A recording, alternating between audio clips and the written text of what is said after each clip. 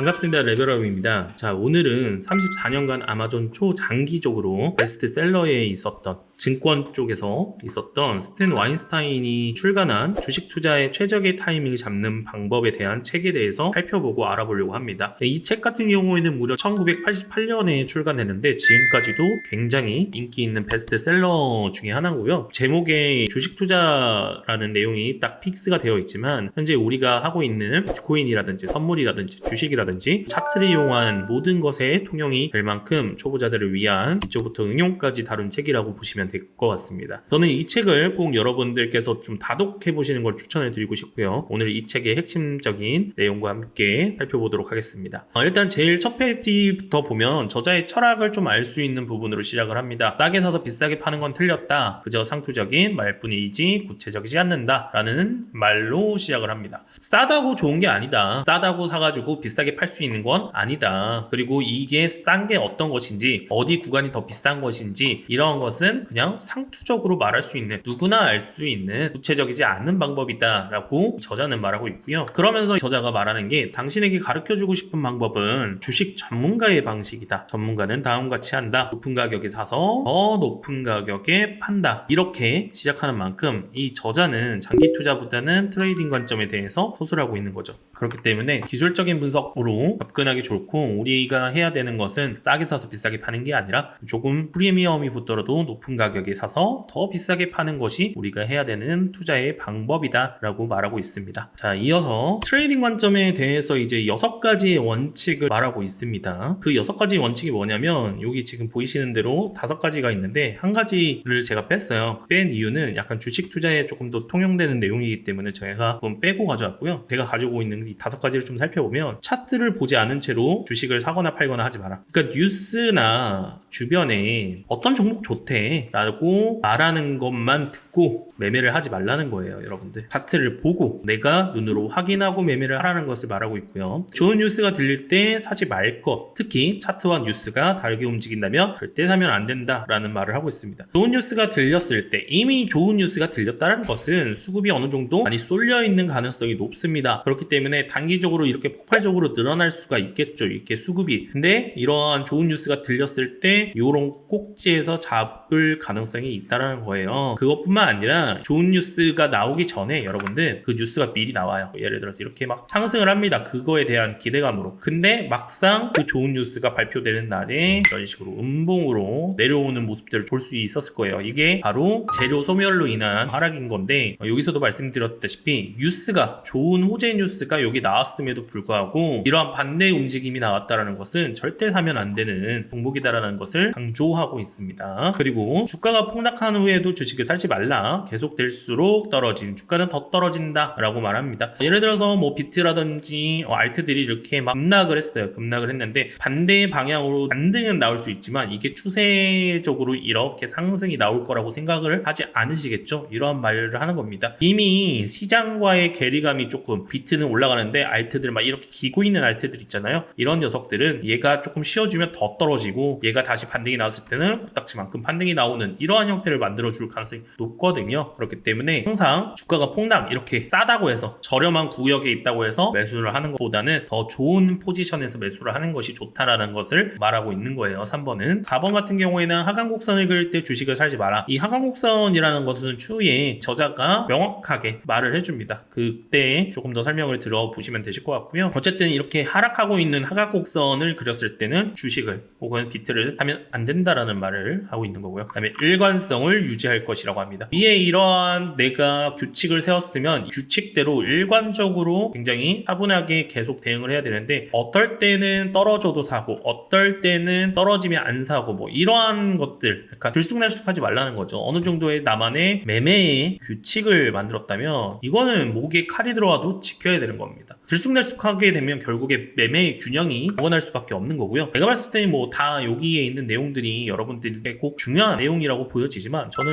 5번이 가장 중요한 내용이지 않느냐. 일관성을 유지하는 것. 이게 굉장히 어려운 거예요. 이게 중요합니다. 내가 원하는 근거가 있다면, 내가 매매하는 방식이 있다면 그 방식대로 할 것. 이것이 지금 장에서 제일 중요한 내용이지 않느냐 이렇게 보여주시고요. 그리고 다음에 이제 기술적인 분석에 대해서 이 저자가 말하는 것을 조금 제가 내용을 간추린 게 있는데 그것을 마저 보도록 합시다. 저자가 이제 중요하게 생각하고 있는 기술적인 분석은 캔들의 고가, 저가, 종가 그리고 변곡점. 그러니까 고가와 저가, 종가를 이제 캔들이 만들 때 이러한 움직임들이 나왔을 때 이러한 변곡점들을 굉장히 중요시 한다라고 하고 있고요. 그리고 이 저자 스탠 와인스타인 같은 경우에는 이 꼭지점에서 일정한 패턴이 나오는 것을 굉장히 중요하다라고 말하고 있습니다. 그리고 그 꼭지점을 이어서 지지와 저항의 형태가 나오는 개념이 굉장히 중요하다고 말하고 있어요. 이 저자는. 여러분들이라면 사실상 이게 가장 애매한 데 있어서 이것만큼 중요한 게 또 있나, 이거를 잘 사용하더라도 충분히 애매한 데 큰 수익을 볼 수 있는 기본 중에 기본이죠. 지지와 저항에 관련된 내용을 조금 더 설명을 드리면, 지지와 저항을 그을 때 여러분들 이렇게 선으로 긋는 경우가 있잖아요. 이런 식으로 선으로 긋는 경우가 있는데, 스탠 와인스타인 같은 경우에는 이 저항의 부분을 박스로, 턴이 아닌 면으로 표현했다라는 것을 강조하고 있습니다. 이거에 대해서는 좀 이따가 제가 차트를 펴고 여러분들과 조금 살펴볼 건데, 지지 라인이라는 건 선이 아니라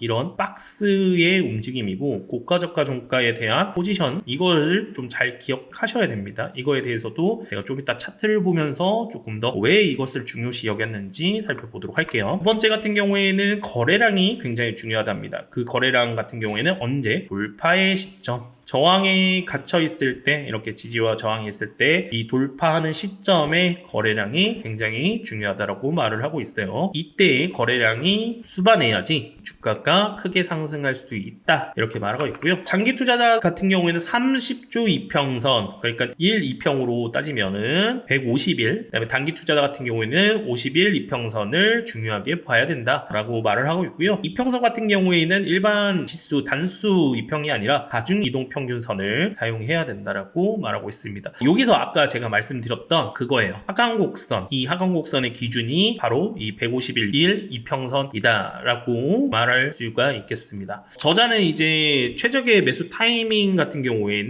그러니까는 이런 박스권을 만들어가는 싸움인데, 박스권에서 새로운 이렇게 모아놓고 이동평균선들이 박스 안쪽으로 모이면 여기서 저항을 뚫을 때 이 박스권을 만들다가 주가가 움직이고 있을 때 이 박스권에서 50일 이동평균이라고 가정을 해봅시다. 150일 주가가 이렇게 뚫어서 이 박스를 뚫었을 때 여기 타이밍이 최적의 매수 포인트가 된다라고 말을 하고 있습니다. 그리고 여기서 만약에 타이밍을 놓쳤다면 이렇게 박스를 뚫고 다시 들어오는, 이것을 소위 말해서 리테스트 구간이라고 합니다. 리테스트 구간에서 두 번째 매수 타이밍이 될 수 있다라고 이 저자는 말을 하고 있어요. 그 다음에 네 번째 같은 경우에는 차트를 좀 길게 봐라, 그러니까 근시안적으로 바라보는 것이 아니라 좀 긴 관점에서 바라보면 지지와 저항에 대한 부분들이 훨씬 더 명확해질 수 있고, 여기서 조금 팁을 좀 드리자면, 사실상 차트를 길게 보면 지지 저항을 볼 때 좀 지저분해 보일 수 있거든요. 그랬을 때 저는 주봉을 보셔라, 혹은 월봉을 봐라, 이런 말씀을 좀 드리고 싶습니다. 그 다음에 마지막으로 저자가 설명하고 있는 것은 RS선이 0보다 높게 진행되는 종목에서 놀아라 라고 하는데, 이 RS선을 지표가 지금 트레이딩뷰라든지 우리나라의 지표를 사용하지 않는 지표입니다. 미국 주식 투자 대가들은 많이 사용하는 보조지표라고 알고 있는데, 이게 뭐냐면 시장보다 강한 종목을 찾는 지표라고 보시면 됩니다. 예를 들어서 비트코인이 차트의 모양이 이런 식으로 올라가 있는 모습이라고 하고, 그 다음에 이더리움이 이런 형태의 움직임에 있다고 봅시다. 비트가 이만큼 올라갔는데 이더는 이만큼 올랐어요. 이렇게 되면 RS가 0보다 큰 경우입니다. 그렇기 때문에 이러한 종목군들, RS가 큰 종목에서 매수 매도를 해야 된다라는 말을 하고 있는 거랑 마찬가지예요. 굳이 이 지표를 보지 않아도 결국에는 저자가 말하는 것은 강한 종목에서, 그리고 어떤 151선 이평을 넘어가는 종목은 그러면 강한 종목과 그 다음에 추세가 우상향하는 종목, 이러한 종목 안에서 놀아야 된다라는 얘기를 지금 여기서 하고 있는 겁니다. 아시겠죠? 이러한 1번, 2번, 3번, 4번, 5번에 관련돼 가지고 차트적으로 조금 한번 살펴보도록 하겠습니다. 자, 이게 비트코인 차트고요. 여러분들 일봉의 차트인데, 여기 보시면은 제가 지금 이 파란색을 흰색으로 바꿔볼게요. 흰색이 51선이라고 보시면 될 것 같고요. 그 다음에 파란색이 151선, 제가 미리 세팅을 해놓은 겁니다. 여기 보시면 151선 위쪽으로 올라가야지만 좀 강한 종목이라고 얘기를 했고, 그쪽에서 매수를 해야 된다라고 말을 했는데,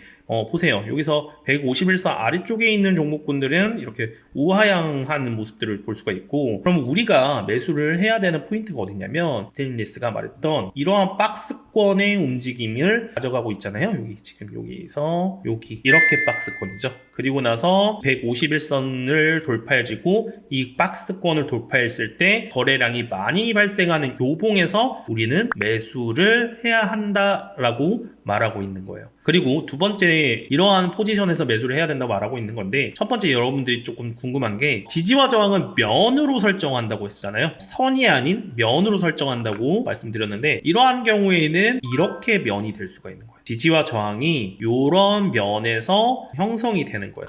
어떤 한 선이 저항대가 아니라 이 면이 저항일 수 있는 거예요. 무슨 말인지 아시겠죠? 그러면 여기의 지지선은 여기 한 선만 지지가 되는 게 아니라 면 쪽으로 지지가 될 수가 있는 거예요. 무슨 말인지 아시겠나요?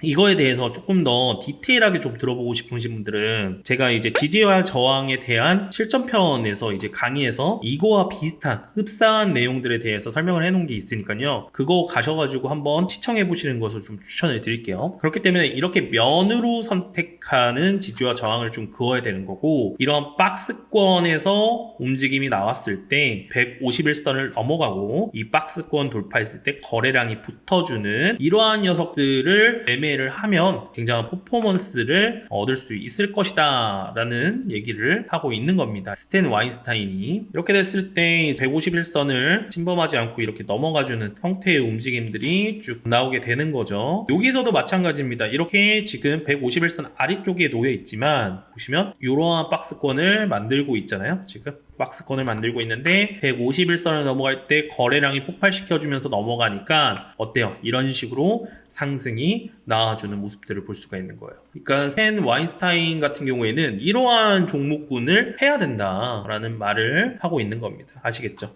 이게 기술적인 분석의 1번, 2번, 3번, 4번, 5번이고요. 그것뿐만 아니라 뭐 5번 같은 경우에는 뭐 예를 들어서 비트가 이 정도의 위치에 파동을 만들면서 위치에 있을 때 다른 알트들은 이것보다 조금 더 강한 녀석. 근데 이 강한 녀석을 찾을 때는 여러분들 상승했을 때 찾는 게 아니라 하락할 때 찾는 겁니다. 비트가 예를 들어서 현재의 자리에서 51선도 한 번도 이탈시키지 않고 계속 유지를 하고 있어요. 근데 얘가 이렇게 와장창 깨져가지고 얘는 151선 부분까지 이런 식으로 음봉이 만약에 이렇게 꽂혔는데, 근데 내가 다른 알트들 같은 경우에는 뭐 예를 들어 소위 말해서 뭐 리플이라고 합시다. 리플 같은 경우에는 151선이 아닌 이 51선조차도 깨지지 않고 있는 거예요. 이런 녀석들이 바로 마지막 말했던 RS선이 0보다 높게 진행되는 종목이라는 것을 알 수가 있다는 겁니다. 물론 저거에 대한 지표가 있습니다. 제가 설명드린 건 조금 더 쉽게 설명드리기 위해서 이렇게 말씀을 드린 거지만, 어쨌든 강한 종목에서 조금 놀아야 된다는 점은 여지없이 있다라는 점 말씀을 드리면서, 다음 우리가 같이 함께 볼 내용은 이 책의 좀 백미라고 보시면 될 것 같습니다. 책에서 가장 백미인 내용을 조금 같이 살펴보면 주식 4단계 이론에 관련돼서 내용이 나옵니다. 이 4단계 이론 같은 경우에는 미국에서는 굉장히 조금 바이블 같은, 정석 같은 이론이거든요. 이 이론만 조금 잘 알고 가더라도 우리가 투자하는 데 있어서 굉장한 무기를 하나를 쥐고 갈 수 있는 그런 것이 아닌가라고 생각이 드는 거고요. 주식 총 4단계에서 이 1단계 같은 경우에는 기초 단계라고 보시면 되시고요. 2단계가 상승 단계고요. 그 다음에 3단계가 최정상의 단계이고요. 그 다음에 4단계가 하락 국면이죠. 쇠퇴의 단계입니다.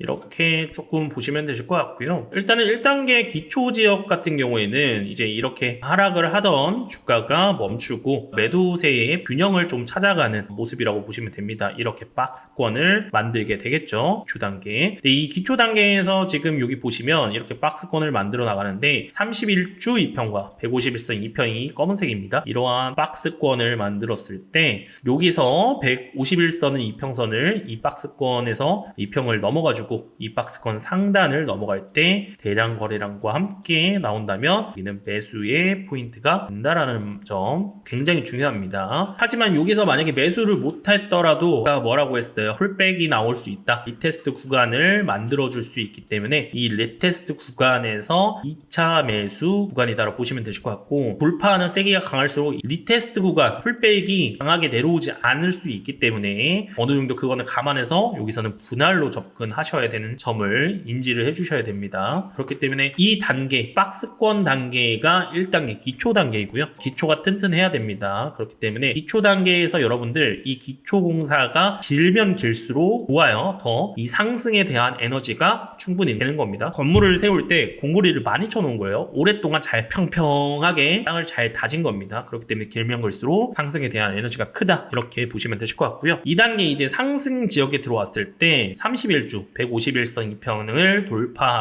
돌파해서 1단계 기초 단계의 박스권을 돌파했을 때 굉장히 폭발적인 상승이 나올 수 있고, 그때 여러분들 같은 경우에는 단기적인 관점에서 51선이 있다고 했죠. 51선을 달시키지 않으면 그냥 꾸준하게 상승의 기회를 가져가시는 게 좋아 보이고요. 만약에 51선 이탈 시에는 전량 조금 매도하시는 게 좋다, 트레이딩 관점에서는 이렇게 말을 하고 있습니다. 그리고 이 최정상의 지역에 왔을 때 상승세가 조금 어느 정도 끝나고 이제 다시 한번 더 이렇게 평평한 이 박스권의 형태를 만들어 주게 되는데요. 여기서 이 박스권의 형태를 잘 만들어 주고 다시 한번 더 이렇게 상단을 또 거래량과 함께 구간에서 넘어간다고 하면은 다시 한번 더 이런 2단계의 연속적인 모습을 볼 수는 있겠지만, 저자는 3단계 단계에서 151선 2평 혹은 51선 2평을 이탈시켰을 때에는 매도를 고려를 해야 된다라고 표현하고 있습니다. 이때는 거래량이 별로 중요하지 않다고 합니다. 거래량이 조금 여기서는 폭발적으로 늘어야 강한 상승을 만들 수 있는데, 여기서는 거래량이 점차적으로 줄어들면서도 이런 하락의 국면을 만들어 주기 때문이라고 해요. 그렇기 때문에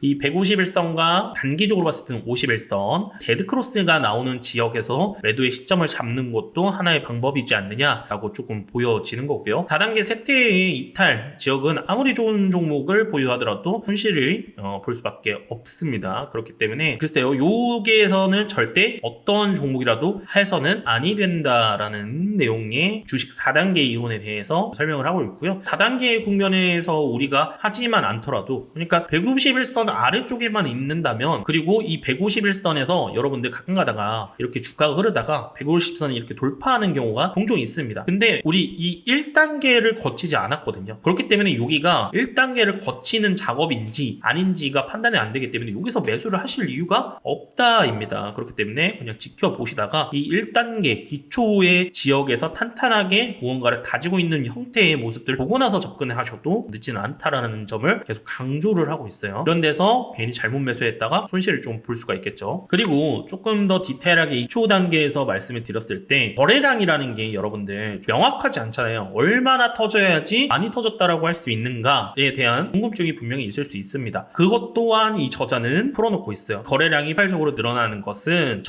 지난주 일주일간의 평균 거래량이 일주일 동안 이런 식으로 움직인다고 봤을 때 이거의 평균 거래량이 한 요 정도 된다고 가정을 해봅시다. 이거에 2배 정도 터지면 많이 터졌다라고 말할 수가 있는 거예요. 조금 정리를 해보면 박스권에 돌파했을 때 125선 위에 돌파했을 때 사고, 풀백 다시 되돌아왔을 때 사는, 여기가 매수의 단계이고, 돌파가 지난주 평균 거래량보다 많아야 된다. 몇 배? 2배의 풀백은 돌파 거래량보다 줄면서, 그러니까 여기서 말했던 대양봉의 거래량이 이렇게 많이 나왔는데 풀백 같은 경우에는 이렇게 다시 내려오는 거잖아요. 이때 이 거래량이 점차 감소하면서 내려오는 게 아주 좋은 풀백의 형태이다, 리테스트 구간의 형태이다 라는 것을 말하고 있는 거고요. 여기 쭉 단계 올라갔을 때 이 151선 이탈하기 전까지는 장기적으로 조금 가져가 보셔도 되는 거고, 내가 단기적인 관점에 있으신 분들은 51선 기준으로 정리를 해보시는 게 좋다라는 말을 하고 있습니다. 그리고 이 151선 이탈을 할 때는 거래량과 상관없이 조금 흘러내릴 수 있다라고 했고요. 그렇기 때문에 여기에서 거래량과 상관없이 150선 이탈한다면 커트 관점으로 보시는 게 맞고, 이 150선을 이탈하더라도 여러분들 항상 이런 풀백이 있습니다. 다시 여기 라인을 한번 테스트 해보는 거죠. 근데 여기 풀백 했을 때도 매도를 일단 해보고 나서 이 박스권 위에서 만들어준 이 박스권을 넘어갔을 때 어떻게 거래량 붙여주면서 넘어갔을 때 그때 다시 따라 들어가는 형태의 움직임을 가져가는 게 훨씬 더 효과적인 방법이다 라고 말하고 있습니다. 자, 오늘 이제 여러분들과 함께 살펴본 내용들은 엄청 예전에 나왔던 책이에요. 1988년에 출간된 관련된 책을 읽어보고 거기에서 중요한 내용들에 대해서 설명을 드렸는데, 사실상 이 중요한 내용들은 진리라고 봅니다. 저는 진리라는 것은 세월이 지나도 변함이 없어야 된다고 생각을 하거든요. 이거는 뭐 트렌드에 맞는 매매법 이런 게 아니라 어느 시대에 어느 차트에 무언가를 대입해봐도 맞아 들어가야 되는 진리에 관련된 내용이라고 보고 있기 때문에, 여러분들이 제가 책에 더 많은 방대한 내용들이 있습니다. 그 중에서도 중요한 내용들만 조금 줄여서 가져온 거니까요. 꼭 책 한번 읽어보시길 권해드리고 싶고요. 지금 제가 오늘 설명해드린 내용들만 조금 곱씹어서 내 걸로 체화시킨다고 하면 절대 이런 다단계 쇠퇴 국면에 있는 단계에서 매매를 하는 우울을 범하지 않을 거고, 내가 항상 이 상승 국면에 있는 종목에서만 조금 매수를 할 수 있는 그러한 안목만 가지더라도 여러분들은 실패하지 않는 투자자, 성공하는 투자자 되실 거라고 보고 있습니다. 오늘 이 내용은 여기까지만 조금 진행을 하도록 하겠고요. 다음에 더 좋은 내용으로 찾아뵙도록 하겠습니다. 감사합니다.